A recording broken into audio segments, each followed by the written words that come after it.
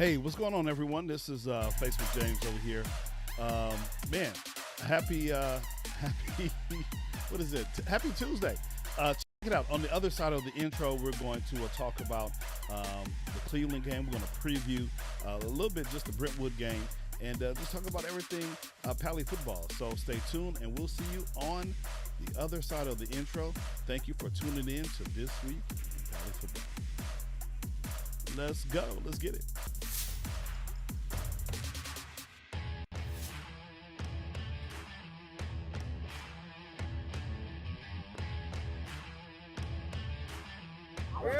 Hey, win on me, win on three, ready, 1, 2, 3. Win! Oh, yeah!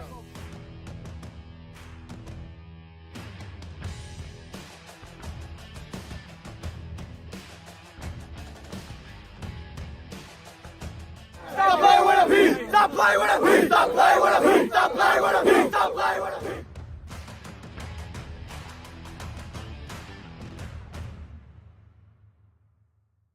Some call it the gridiron. Nice route, way to skim it. Others, 100 yards of pay. Too much. We just like to call it football. Football. With Facebook James. Football, baby. Hey everyone, welcome to another edition of This Week in Pali Football. I am your host, Facebook James over here. That's what they call me around these parts. Welcome to the show. Welcome to the show. If you're new to the show, or even if you are old, why don't you do me a favor? Do me a favor like my good viewer, friend, Aaron. Why don't you go ahead and drop some comments? Hey, Aaron, thank you for watching. Go ahead and drop some comments in the comment section. We're live on our Facebook page, Pali High School Football. Come on, Mr. Riley, get it together. We're live on our Pali High football page. We are live on our This Week in Pali YouTube page. And we're also streaming over to our Twitter feed as well. So wherever you're watching, go ahead and drop some comments in. That would be really, really appreciated. Hey, we got somebody else. Wani. Hey, Wani. Hopefully I said that correctly. Thanks for checking in. Hopefully you're doing well. And not only you and Aaron, but those of you who are watching and you're too shy to kind of put your name in the chat, it's gonna be a cool little show. We're not gonna keep you too long, but man, just here to give everyone an update as to what's going on this week in Pali football. Now, before I get into all of that, let me go ahead and come over right here. Okay, there we go. Okay, so again, thank you for watching, and we're not going to keep you too long. Just want to make sure, we go live today, and we're actually going to go live next Tuesday as well, and I'll tell you later on in the show. That's one reason why I didn't go live yesterday, because I wanted to kind of give you guys a heads up. I wanted to go live tonight, and then next week we're also going to go live on Tuesday around the same time, 6:30. So let's go ahead and get caught up. We suffered a loss, our first loss of the season against Cleveland High School, and I was just really, really disappointed. But things happen. And hopefully our football team will learn from the mistakes, and we'll talk about that a little bit. But let's go over some of our updates like we normally do around these parts. And that was going to be my last update. Let's dig into the comments real quick. I see a couple of comments.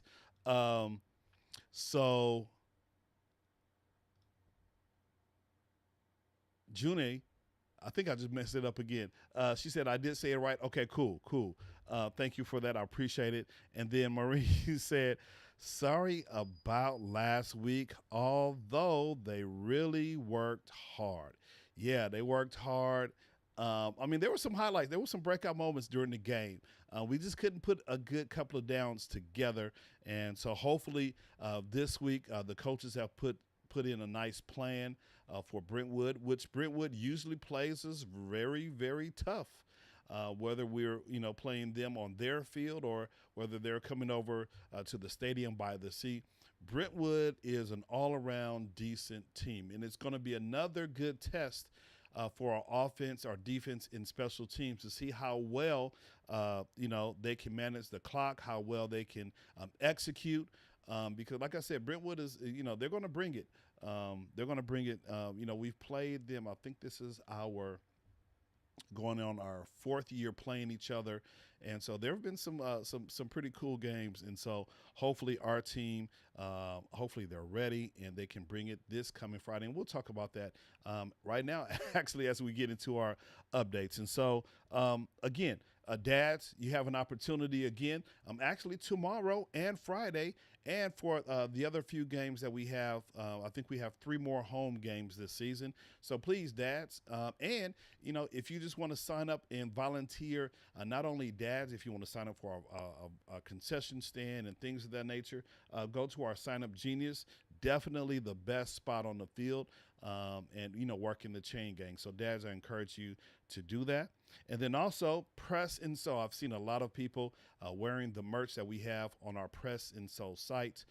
And so just go there. You can get all kind of good Pali merch, as well as merch that will be sold in the stadium on game days. And so I'm trying to figure out if merch will be sold tomorrow during our JV game. Most likely it will. Hopefully our head concession or merch person will hop in. That is my wife, Maisha Riley. Hopefully she'll hop in and confirm if she's listening. So yeah, but definitely, if not tomorrow, definitely we'll have some things on sale on Friday during the varsity game. And then, so that's Press and Sew. Go there. Check it out. The season's almost over, you guys. The season is almost over, so you want to definitely get your merch and represent Pali wherever you go. And then, as we were just talking about, the Brentwood game. This is going to be a wonderful game. It's Football Fest, and I believe this is going to be a blackout game, which basically means we're encouraging all the fans to come and wear something black, right? Last week, Cleveland High, they had a blackout game as well. And so we're just encouraging all the fans to wear something black. Black it out. We're going to be in the players will be in their black unis. And so we want you to come on and just, black it out. If you have an older hoodie, a Pali football hoodie, it doesn't even matter. It doesn't even have to say Pali football. Just black it out, right? Just black it out. And we'll put some things on our social media that kind of speaks to that as well.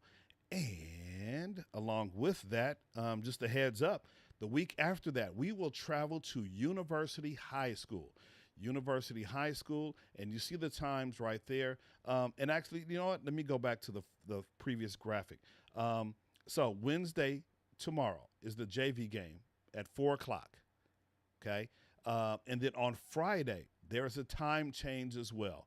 The game will not be at 7 o'clock as the previous games have been. The game will be at 6 o'clock, okay? 6 o'clock is the kickoff time, so hopefully, tell your friends, tell your family, if you're watching, to come on to the game. The game begins at 6 o'clock on Friday.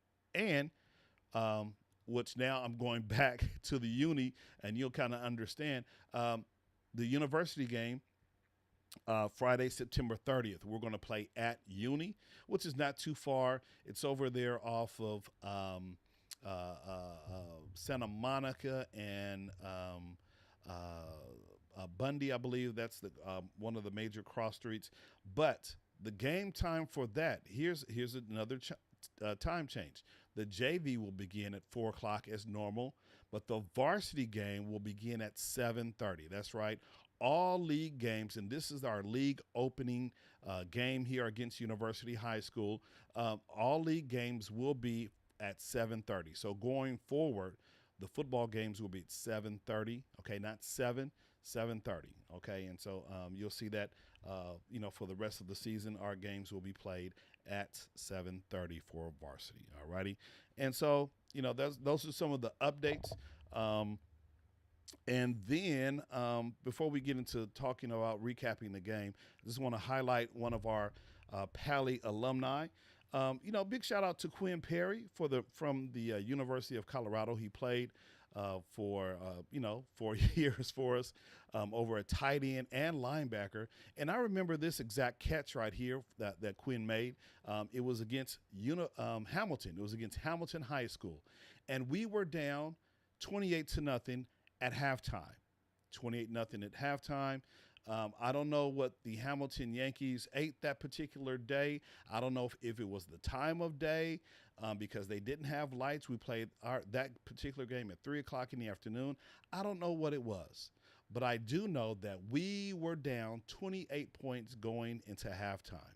And so Coach Hyde at the time, from what I understand, he didn't say much, but, our QBs, they came out and, they executed. They did not score. Hamilton did not score any more points that game, and we actually wound up winning 35-28. And this was a miraculous catch that Quinn Perry made, wonderful tight end. And I remember this particular play was near the end of the game. He caught it, and I just remember looking at the back of his shoulder pads. He had a rib plate, and he kind of dedicated that particular game to Coach Hyduke's dad, who had passed away sometime, during that week. And so I just remember Quinn just going off.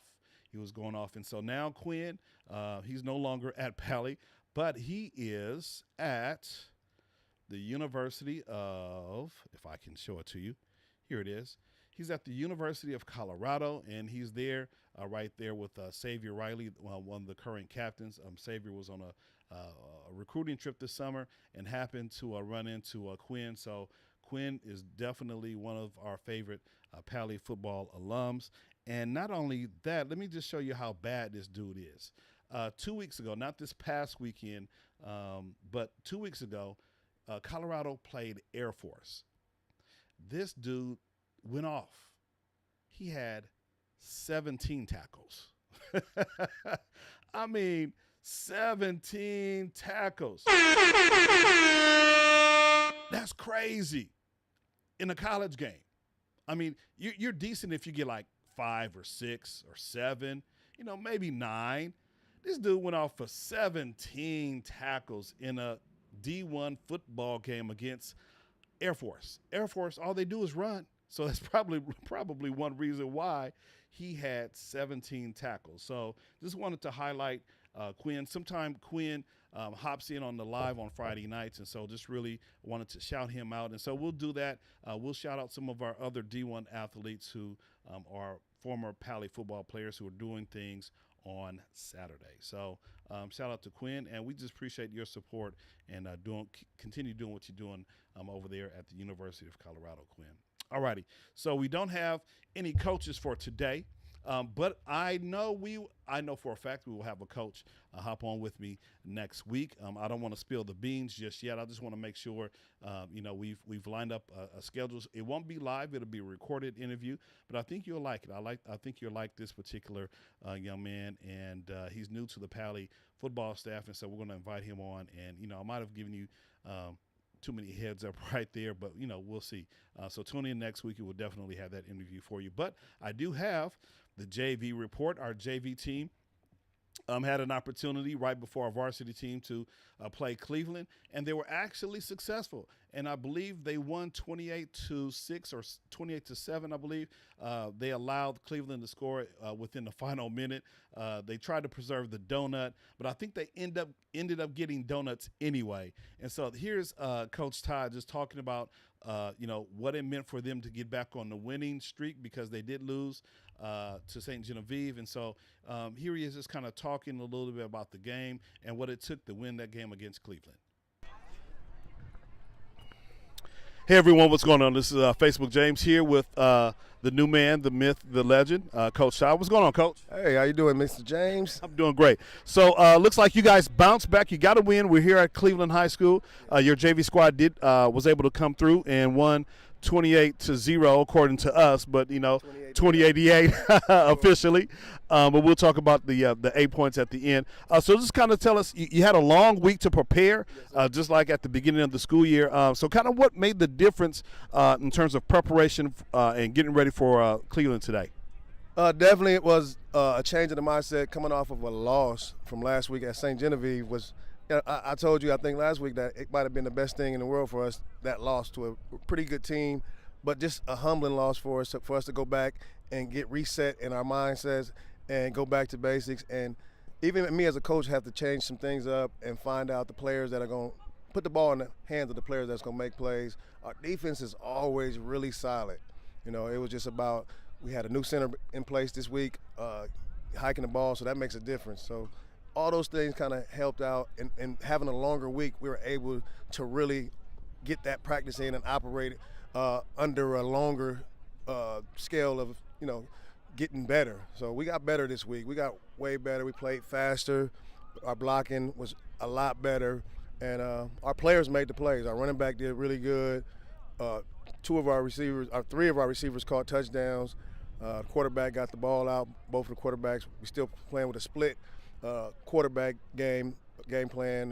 No solid set starting quarterback. We just use them both as far as their skill set. Sure. And that's what it's about. Yeah, I can tell. I mean, there are benefits definitely to running a 2 QB system, because you're trying to see which players, and not only for QBs. I mean, for because you mentioned you had a new center today, right? Sir. And so it's definitely wise, because the team is still young. A lot of them have never played football before, so you need to know what you got. And so going with the 2 QB system is not a bad thing at all. The kids, they need those reps to get better.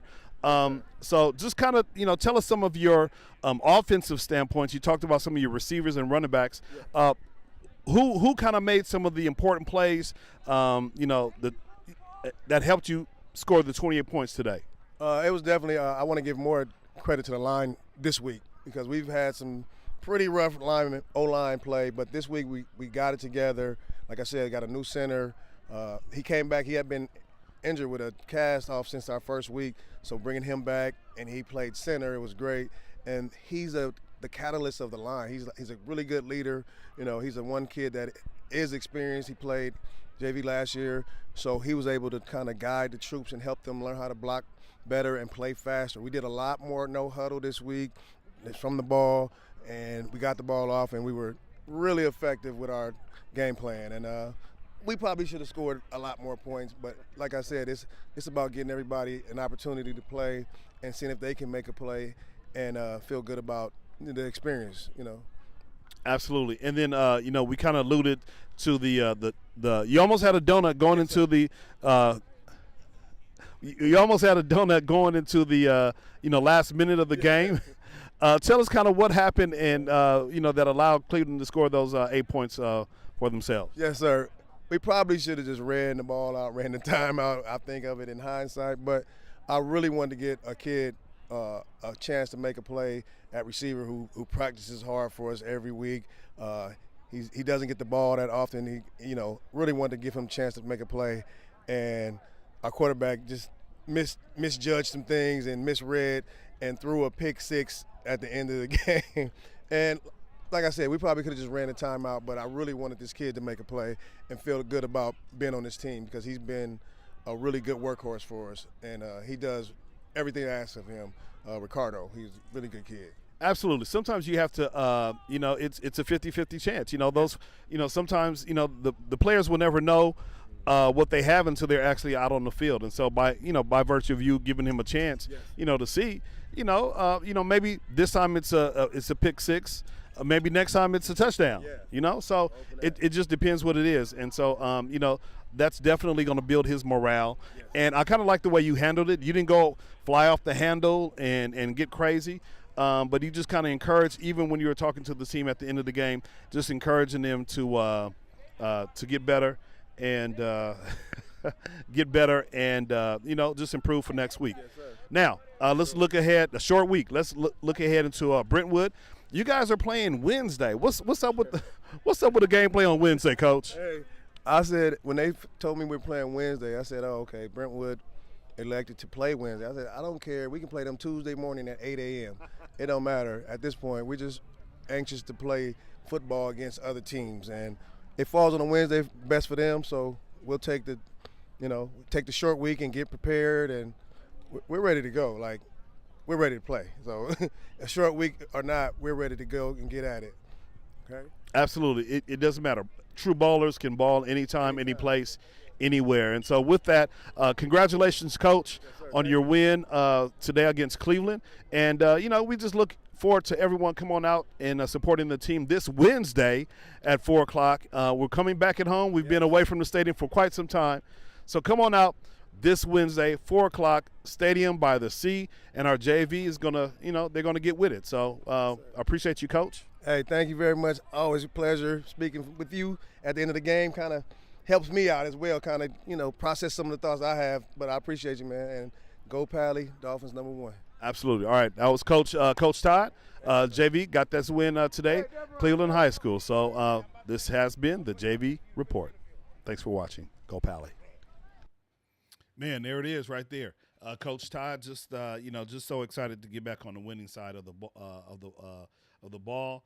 And, like I said, he wasn't disappointed at the 8 points that were scored by the team in the final minutes. In fact, like I said, I believe they I believe they had donuts as well just to kind of celebrate the awesome game that they had. And so hopefully they're going to, put in an awesome game plan for this week and be ready to face Brentwood tomorrow. So, again, come on out. And we have a special thing going on. So you know how I walk up and down the sides for the varsity game broadcasting? Well, we have a parent who wants to do the same for JV. And so, we're going to, I believe we're going to, give her access, give her the keys to the kingdom and allow her to go live and broadcast the JV game.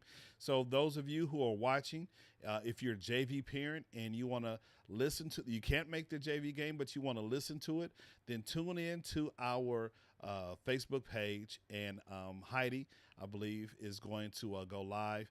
And I know she's kind of nervous. She's not really a football person. However, she just, she was just like, well, maybe we can do the same thing for our JV families as well. So she's willing to give it a try. And if nothing else, if she's just, showing the game and not necessarily doing all the talking or commentating, then, it's better than nothing. And so it's almost like being at the game. And so just show her some love tomorrow. This is going to be her first attempt. The previous 2 games, she actually wanted to. I believe she recorded the games on her phone, and she was supposed to send the clips over to me. However, that has not happened. And so, maybe at some point we can get those clips from the St. Genevieve game and from the Cleveland game so that you can see how well the JV team is performing right now. So, again, tune in tomorrow at 4 o'clock on our Facebook page, and you can listen to or not listen to Heidi, talk about the JV team tomorrow. All right, so enough about the JV team. Let's go ahead and get into, let's get into our varsity team. Now, tomorrow, again, we know that we're going to play, not tomorrow, we're going to play on Friday at 6 o'clock. And, we really suffered a loss this past week against Cleveland. And so, I do have some stats over here I want to show you. And I know we made some mistakes. And, I don't know, the boys, to me, from, the first drive, they just didn't seem like they were all in sync. And even Steve had, once Cleveland had scored their first touchdown, Steve Galuzzo, the photographer for the Palisadian Post, he kind of leaned over and said, this is the first time that they've been behind all season. And so, they just seemed like they couldn't get it in a groove like they really wanted to. There were some highlights. And so let's kind of go over some of the stats courtesy of Max Preps over here. So here we go. Let's just talk about some of the yards and some of, that's kind of how we'll frame this conversation in terms of just recapping our football game against Cleveland. And so if you don't have Max Preps is a wonderful, wonderful tool. Gives you a chance to kind of look at some of the stats. And so it's a free account. You can register as a parent. You can follow Palisades varsity football. You can follow Palisades JV football. I believe Coach Todd put stats in there for the JV team as well. Probably not as much as the varsity team. But, yeah, so let's kind of go over some of the stats that we have right here. let's kind of start at the QB position. And so we know that we run a 2 QB system, and I'm not necessarily trying to, embarrass anyone. That's not my intent. My intent is just to show that we really, really struggled as a team on the field. Yes, there were some highlights, but I think some of the miscues far shadowed the highlights that we had on the field. Okay, so we run a 2 QB system, and as you can see, Roman and Zach, they were okay. They could have been a lot better. Roman did a little bit better in terms of passing yards during the game, and so he was able to throw 2 touchdowns. So that's pretty good. Matter of fact, if I can, let me come over here.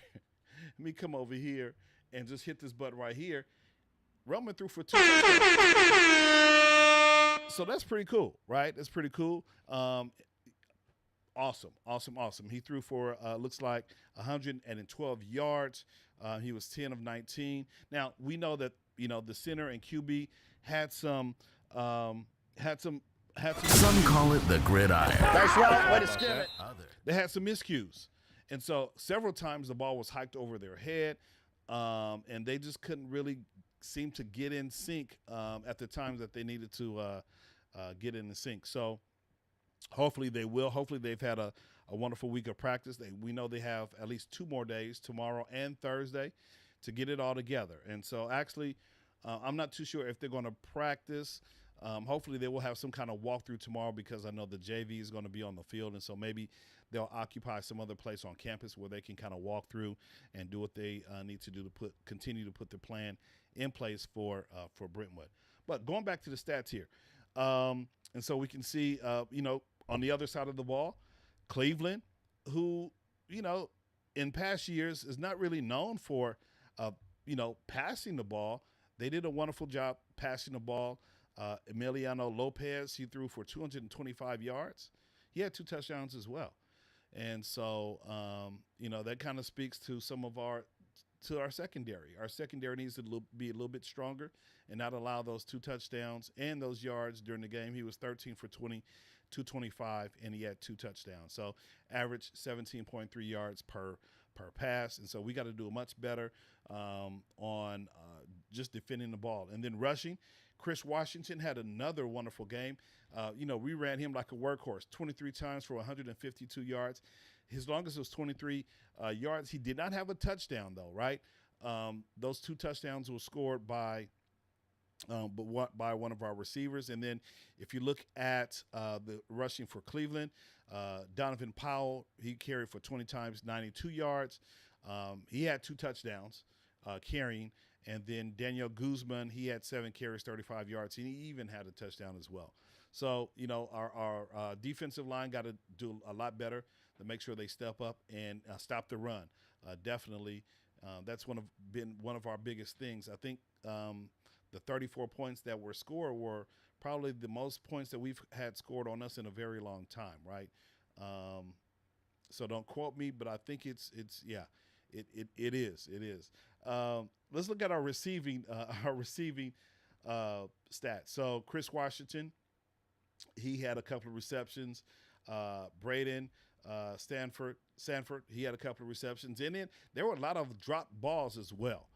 Sean Greer had a couple of receptions. He was targeted a couple of times, and so either, he couldn't catch the ball, or because he could have had a lot more receptions during this game as well. But Michael King-Hagan, he had 5 receptions for 65 yards and 2 touchdowns. And so that was wonderful. His dad was watching on the live. I think his dad was out of town, and he was watching. And so he was so excited, that he's one of our photographers for the football team. And he was actually logged in as Pali Football. So when I saw that, I was like, hey, Mr. Hagan. I was just kind of confused, but then he kind of switched his account and, made sure he was under proper, his own personal account. But, it was great to see Michael, get those 2 touchdowns. And so just so excited for him. And like I said, we have the weapons. We have the weapons to do what we need to do, but our teams just kind of underperformed this past week. We had a couple of fumbles here. Zach, I gave him credit for 3 fumbles. The ball being snapped over a head, or just the center QB exchange was not there on several plays. And so that kind of helped us not, put ourselves in scoring position. Amari Yolis did wonderful. He was in there with about 50 all-purpose yards. Christopher Savior was in there. He had a chance to, I believe, run a punt back a little bit for 16 yards. And so you see, we have some guys who can go. We have some guys who can play, and a lot of these players are playing both ways. I know Christopher is playing both ways. I know Savior is playing both ways.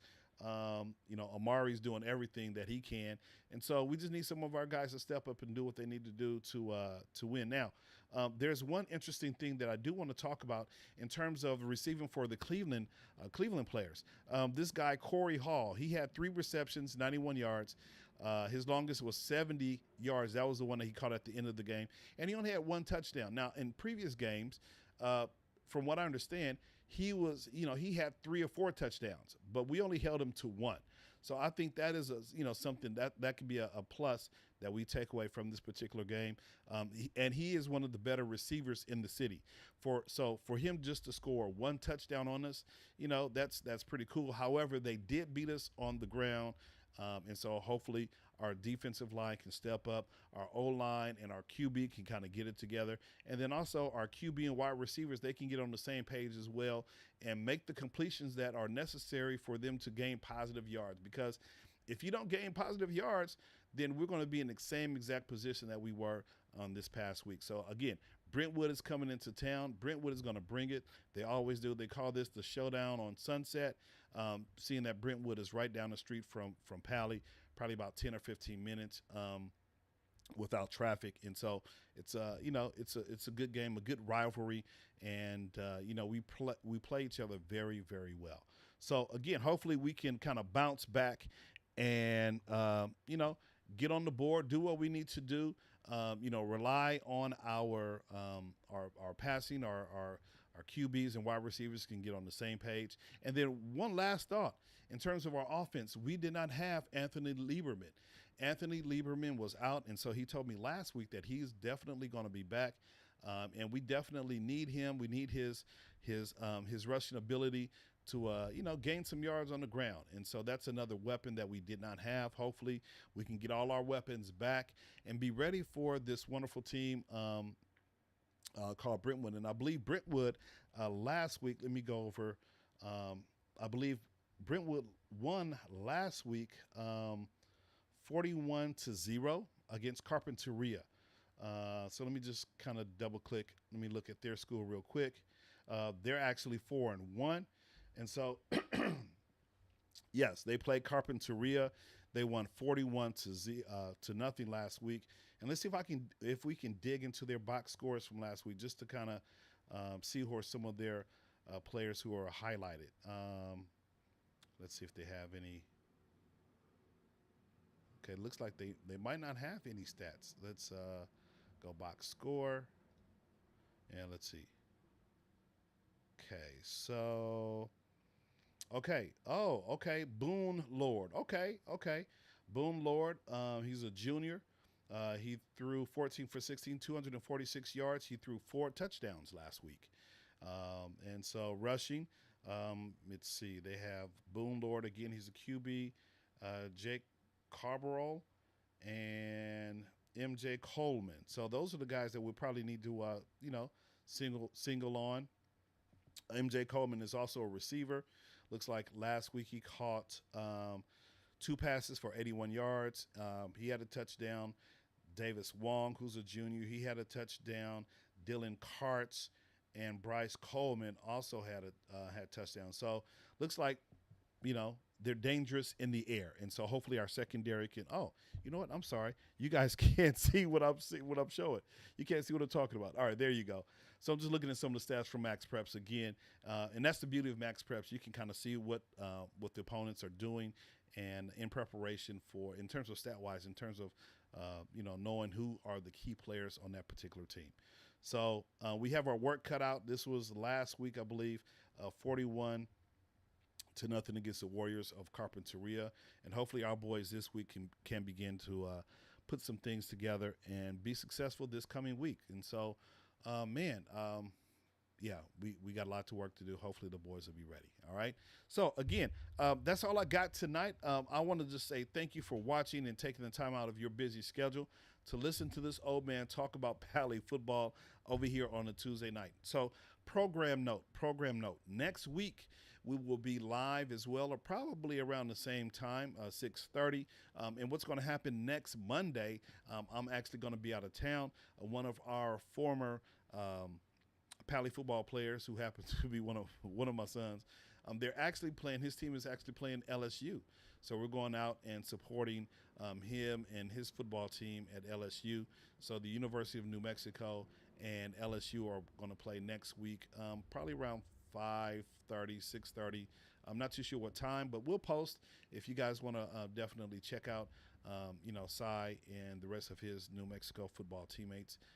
Going to Death Valley, doing what they do, and hopefully they can compete. Last year they went to Texas A&M, and it didn't look so good. They tried to compete, but I think in the words of the coach, he said that they were kind of afraid of being in College Station last year, and so hopefully this year can be a different outcome. Some of those same players who were on the team last year are playing this year at LSU, and so hopefully these 73 boys who travel can have a different experience. They can definitely try to compete.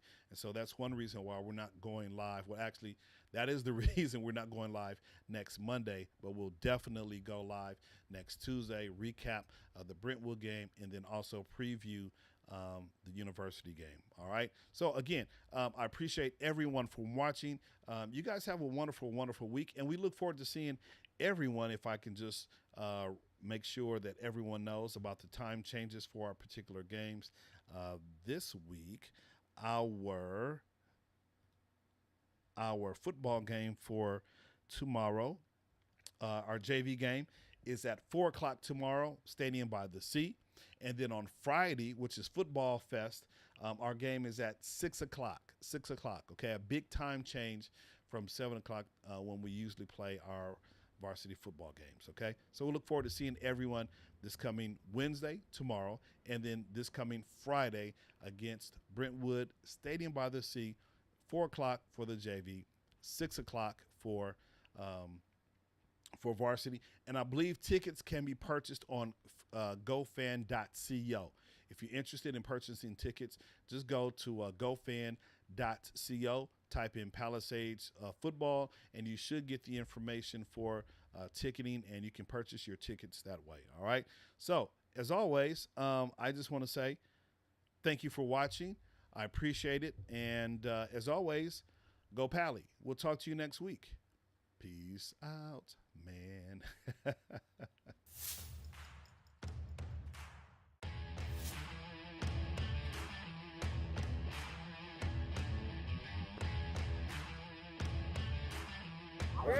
Hey, win on me, win on three, ready, 1, 2, 3. Win! Oh, yeah!